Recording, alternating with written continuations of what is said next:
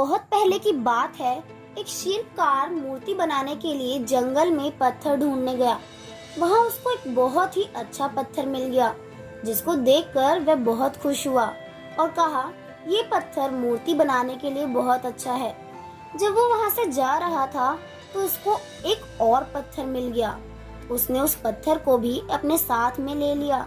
घर जाकर उसने पत्थर को उठाकर अपने औजारों से उस पर कारीगरी करना शुरू कर दिया। औजारों की चोट जब पत्थर पर हुई तो वह पत्थर बोलने लगा, मुझको छोड़ दो, इससे मुझे बहुत दर्द होता है। अगर तुम मुझ पर चोट करोगे तो मैं टूट कर बिखर जाऊंगा। तुम किसी और पत्थर पर मूर्ति बना लो। पत्थर की बात सुनकर शिल्पकार को दया आ गई। उसने उस पत्थर को छोड़ दिया और दूसरे पत्थर को लेकर मूर्ति बनाने लगा, लेकिन वह पत्थर कुछ नहीं बोला। कुछ समय में शिल्पकार ने उस पत्थर से बहुत अच्छी भगवान की मूर्ति बना दी। गांव के लोग मूर्ति बनाने के बाद उसको लेने आए। उन्होंने सोचा हमें नारियल फोड़ने के लिए एक और पत्थर की जरूरत होगी। उन्होंने वहां रखे पत्थर को भी अपने साथ ले लिया। मूर्ति को लेकर उन्होंने मंदिर में सजा दिया और उसके सामने उसी पत्थर को रख दिया। अब जब भी कोई व्यक्ति मंदिर में दर्शन करने आता तो मूर्ति की फूलों से पूजा करता, दूध से स्नान कराता और उस पत्थर पर नारियल फोड़ देता था। जब लोग उस पत्थर पर नारियल फोड़ते तो उसे बहुत परेशानी होती, उसके दर्द होता और वह चिल्लाता, लेकिन कोई उसके सुनने वाला नहीं था।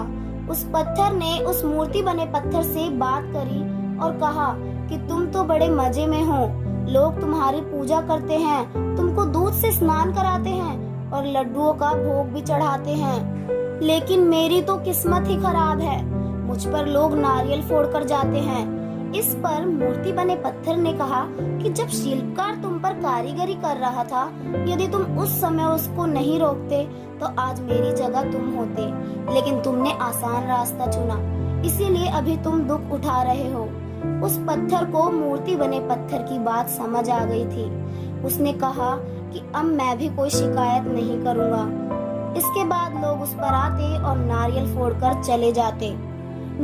नारियल टूटने से उस पर भी नारियल का पानी गिरता और अब लोग मूर्ति को प्रसाद का भोग लगाकर उस पत्थर पर रखने लगे। तो दोस्तों, इससे हमें ये समझ में आता है कि हमें कठिन परिस्थितियों में भी घबराना नहीं चाहिए, बल्कि उसका डट कर सामना करना चाहिए। कहते हैं कि जिस पत्थर को छैनी और हथौड़ी की मार से दर्द हो, वो कभी मूर्त नहीं बन सकती। जो खेत हल चलाने से दुखी हो, वो अनाज कभी पैदा नहीं कर सकता।